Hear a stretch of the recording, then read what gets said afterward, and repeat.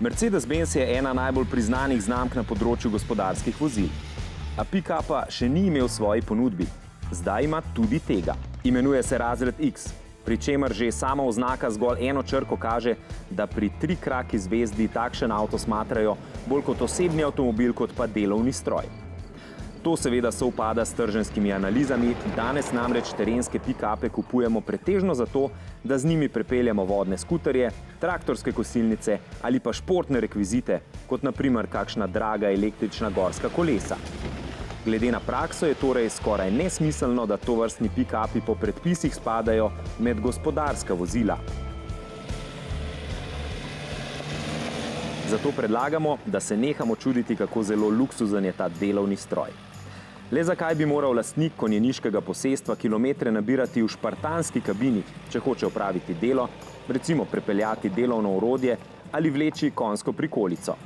Saj so tudi traktorji vse bolj luksuzni v svojih kabinah. In novi X je v kabini skoraj pravi Mercedes. Zakaj skoraj? No, zaradi japonskega porekla.